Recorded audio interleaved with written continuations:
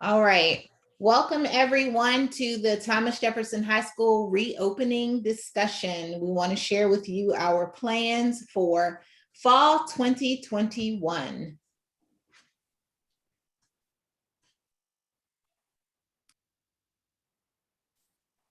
Good evening, families. There are two options for fall 2021. And the first option is in-person option, 5 days per week. Who? All available students, PK through 12. What? 5 days per week, 5 days a week of instruction. The flexibilities. There are flexibilities that have been provided by the district, and they are as follows. PK through 8 families who select this option would only be able to change to virtual at the end of a quarter. 9 through 12 families will only be able to do so at the end of the first semester. Correct. And that is because we will have the 4x4 schedule for high school next year. And so a semester will be an entire credit for our students. And so that next semester, if students decided to return, they will be able to return at that time. In-person learning details include students will attend Thomas Jefferson High School Monday through Friday. The school hours are 8:45 a.m. to 3:45 p.m. daily. We are going to be on a 4x4 semester schedule. First semester will run from September to maybe possibly the first week of February. There will be exams and SOLs during the first semester, and then the new semester will start, and that will run from the second week of February until the end of the school year. Again, SOLs will be administered at the end of each semester. So if your student is enrolled in the EOC course, end of course class that has an SOL attached to it, they will take that at the end of each semester.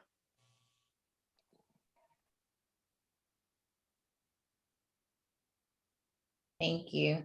So our virtual options for our 9 through 12 families, they would, if they choose virtual, they will be working with Virtual Virginia. It is a public online program run by the Department of Education. So students enrolled in this program count towards the division's official numbers. So you would still be a Richmond Public School student. You would still be a Thomas Jefferson High School student, but you would go to that virtual classroom. I do want to note that if you choose virtual, you will not be with Thomas Jefferson High School teachers. You will be working solely with Virtual Virginia teachers. And that program is not the same as what we have been doing. And so like you all have been working with us in Google Classroom, working with your teachers each day, and that's how you turn in your work. The platform that they use will be a little bit different.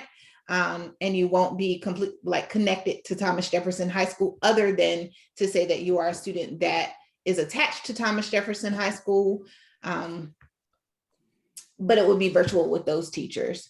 Again, if you decide that you will not, if you decide that Virtual Virginia is not the option for you, you'll have the option to come back to Thomas Jefferson High School in person at second semester.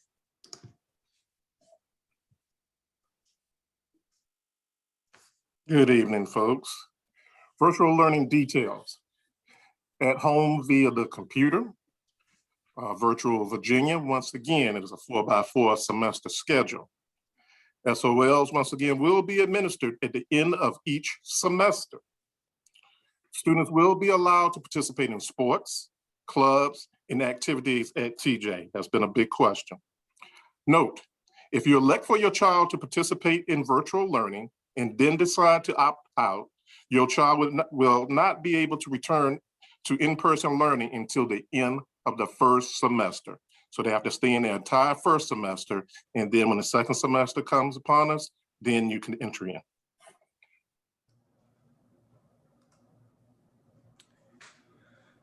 All right, guys, so a little information on enrolling in Virtual Virginia. You have a survey that must be completed by June 1, 2021. And you'll see here there are links to the English version of the survey and the Spanish version of the survey. These will be made available through the division website. You can locate these links, and I'm sure we'll have them posted on our social media platforms. If you need access to these, please ask your children, or please feel free to reach out to school administration or the school counseling team.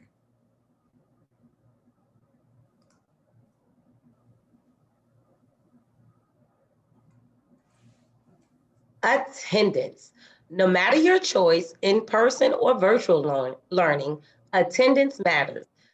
There is a requirement from the Virginia Department of Education that states 140 clock hours or seat time is needed for a student to earn a standard unit of credit. So again, attendance matters, whether you're in person or virtual learning.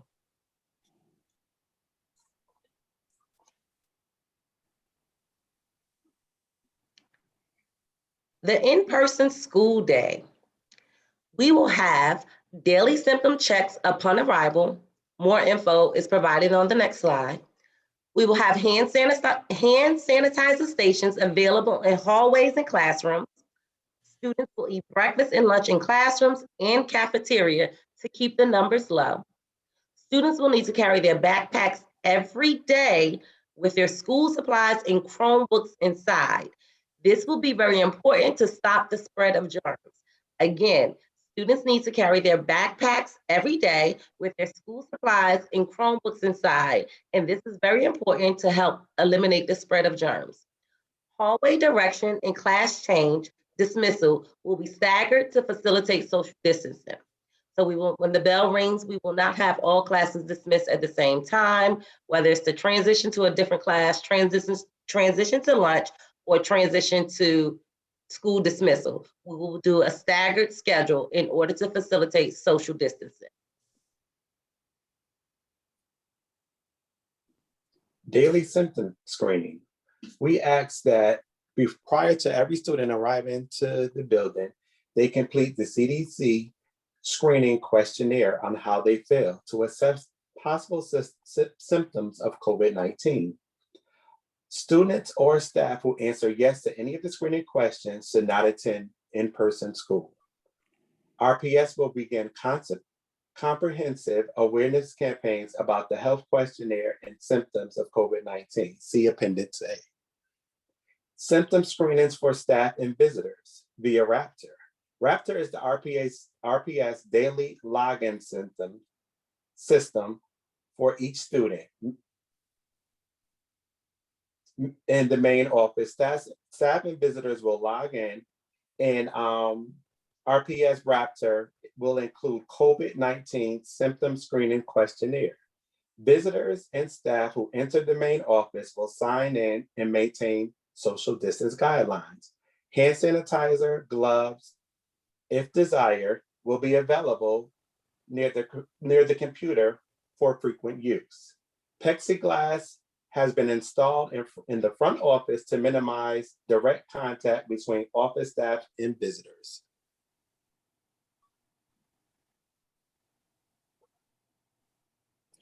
Vaccines. Vaccines are now available for all individuals aged 12 and up. Vaccines.gov. Start by going to vaccines.gov to find pharmacies or other providers in your area that have available Pfizer doses. You can then visit the website of individual providers or call them to find available appointment times. Check back frequently as pharmacies will add new appointments weekly. Pediatricians. Several of our region's pediatricians will begin offering the Pfizer vaccine to existing patients aged 12 to 15. Parents and caregivers should contact their pediatrician to find out more information about scheduling an appointment. Local health district events. All Richmond and Henrico Health District Pfizer events are now open to children aged 12 to 15, either with appointments scheduled through vaxrchd.com and phone number 205-3501 or as walk-ups. No student or employee will be required to receive the vaccine.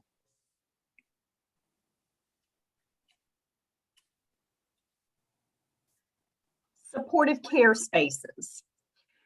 Students that present with signs and symptoms of infectious illness will be isolated from other students and staff in an effort to minimize transmission. The school nurse will evaluate the student in the school's clinic using COVID-19 health assessment screenings. Assessments will be charted in the student's electronic health chart. After initial assessment, the student will be referred to the supportive care room if they are displaying COVID-19 symptoms. School nurses will continue to follow RPS school exclusion guidelines with all staff while being cognizant of COVID-19 signs and symptoms. Parents and caregivers will be notified of a student's illness to make arrangements for pickup, and a supportive care room should be as brief as possible.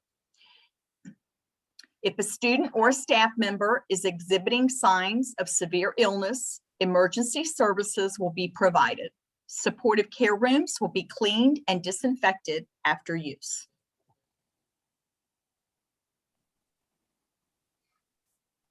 Masks. Each day, all students, staff, and visitors will be required to wear a face mask while in an RPS building, whether that's the school or the central office.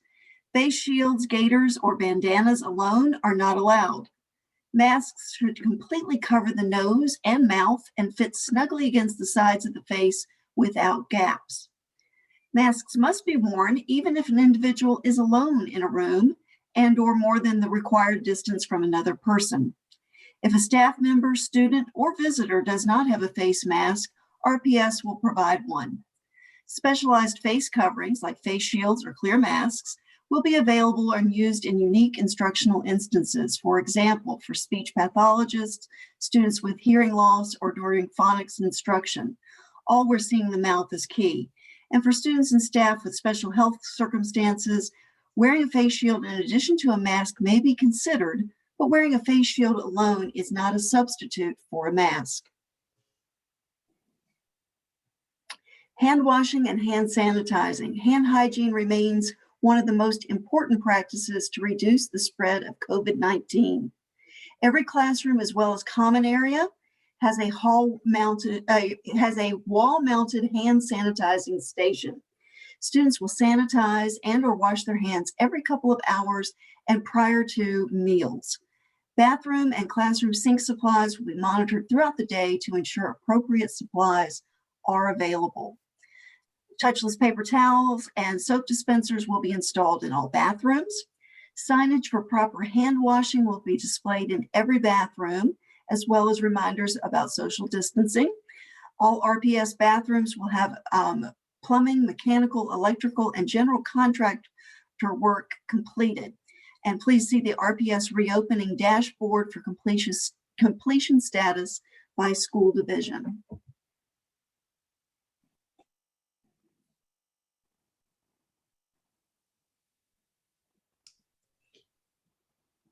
All right, social distancing. Our classroom layout will be modified to support the physical distancing between students, or at least 3 feet to the greatest extent possible. Adults should remain 6 feet apart from other adults and students to the greatest extent possible. Hand sanitizer is available in every classroom, and whenever possible, students will have their own should and will have their own instructional materials. Tables and other high-touch surfaces will be cleaned after each school day. Student desks should face forward in the same direction to minimize face-to-face contact. And if classes have group bathroom breaks, social distancing guidelines will be in place, and that won't be an issue for our high school students. They won't have group bathroom breaks.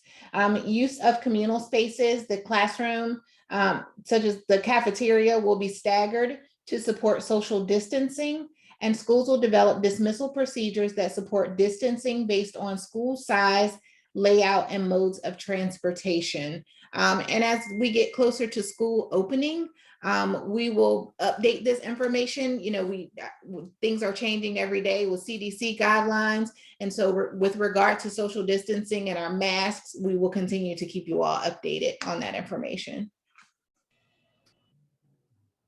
All right, guys, talking a little bit about transportation. If you're using or riding the bus, RPS will provide transportation to all students who need it.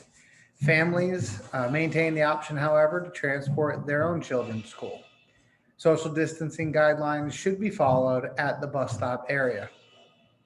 Air filtration will be installed in all school buses. Any individual riding the bus must wear a face mask. Buses will be loaded from back to front and unloaded from front to back, with consideration to placement of younger children. Windows should be opened, weather permitting, to allow for additional airflow.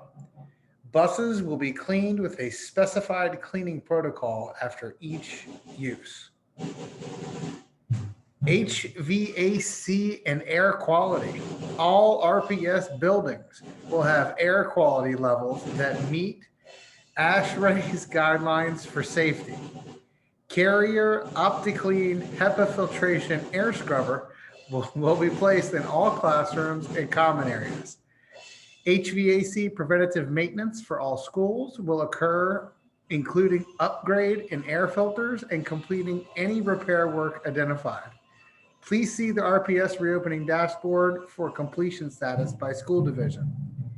We are assessing the state of classroom windows and what adjustments are possible, but want to clarify that division-wide window replacement is not feasible either financially or in terms of the time such an effort would take.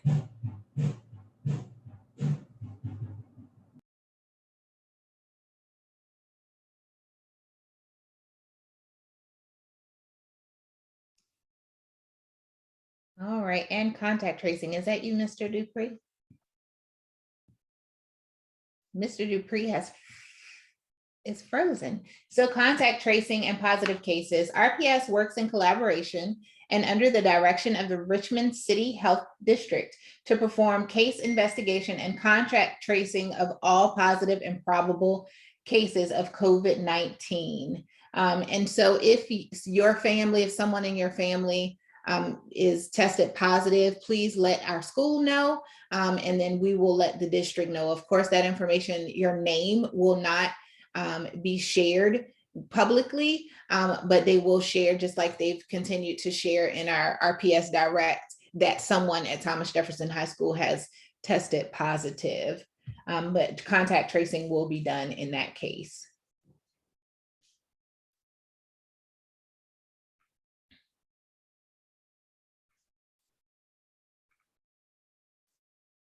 And quarantine and closure. Quarantine will be used for students, teachers, and staff who might have been exposed to COVID-19. Close contacts identified through contact tracing should quarantine unless they are fully vaccinated or have tested positive in the last 3 months and do not have any symptoms. Students, teachers, and staff who are in quarantine should stay home and follow the direction of VDH about when it's safe for them to be around others. If a teacher tests positive and quarantine is recommended, a substitute will lead the class during the teacher's absence. If the teacher is asymptomatic and wishes to continue teaching, they will have the opportunity to do so from home. This is not required, only offered as an option. If a staff member tests positive and quarantine is recommended, coverage will be secured as appropriate, available per current RPS substitute pools. If a student needs to quarantine, asynchronous work will be provided and virtual options will be made available as possible. If a whole school class needs to quarantine, the class will shift to virtual instruction. RPS will remain one-to-one with regard to hotspots and computers. So students will have access to virtual learning that will not be the same as virtual Virginia. And closure. Despite careful planning and consistent implementation of prevention strategies, some situations like levels of community transmission with specific school factors such as implementation of prevention strategies and the number of cases among students, teachers, and staff may require RPS to temporarily close schools or parts of a school. And in that case, we would have virtual instruction. Let me admit.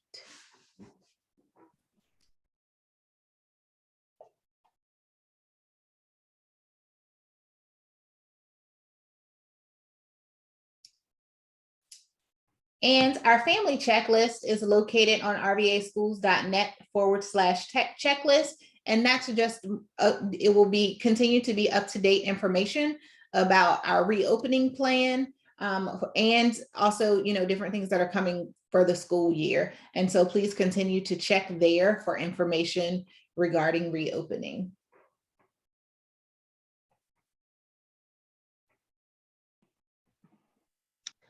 All right, ladies and gentlemen, we have one more piece of information that we would like to share with you, and it's about summer school for this upcoming summer.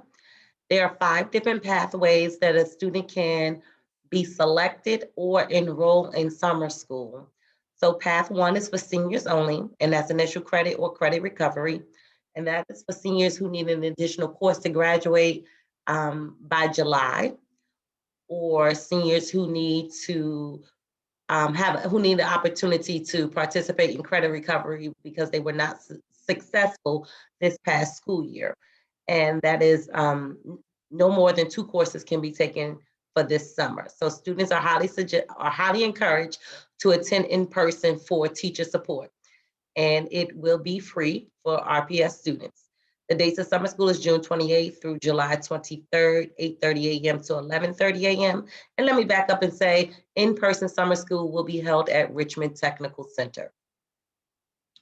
So path 2 is for 9th through 11th graders and also 8th graders in high school with credit-bearing courses, and that is a credit recovery because they were not successful in the class, or an initial credit course if they want to have earn an initial credit because they are underage or undercredited or overage. And this will take place in Edgenuity. Again, no more than 2 courses can be taken at a time. And again, you can choose to stay at home or you can elect to attend in person for teacher support. Again, that time frame is June 28th through July 23rd, 8:30 a.m. to 11:30 a.m.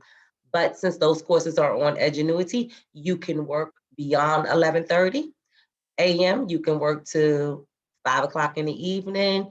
You can take a break. You can work on Saturdays and Sundays. You have a lot of flexibility with Edgenuity. Path 3 is initial credits, and this is for students who wish to take online PE 9, online PE 10, or driver's ed theory. And if they are interested in behind the wheel, there's a $200 fee. Again, will take place at Richmond Technical Center, and students are highly encouraged to attend in person for teacher support, 8:30 a.m. to 11:30 a.m. Path 4 is your SOL Academy. Students who need remediation and testing or retesting for an end of course SOL test may sign up for summer remediation through Edgenuity. Testing schedule will be shared soon, and students again are highly encouraged to attend in person for teacher support. And again, that time frame is June 28th through July 23rd, and that's 8:30 a.m. to 11:30 a.m. Path 5 is RPS at Home modules final sprint. I know. There are still some children, some of our babies who may want to improve their grade because they did not finish Edgenuity, RPS at Home modules, or RPS at Home modules, or the Edgenuity portion from last school year. So if you were unhappy with your grade because you lost 10 points because you did not complete the class, you have an opportunity, one last opportunity to fix that grade and pull that grade up and increase your GPA. And this is only from August 9th through the 13th. And again, you can work from home or you can come to the tech for support. And that's only 5 days, but that's 5 days that you can get your information submitted correctly. You can complete your modules. You can do a lot in 5 days to pull that grade up or pull that GPA up and be successful. So we are excited that we're able to offer in-person summer school. You all should have received a letter from your school's counselor regarding what class and what pathway that your child should enroll in. And if you have any additional questions or concerns, please, by all means, reach out to us. We are here, we will explain it, and we will guide you through.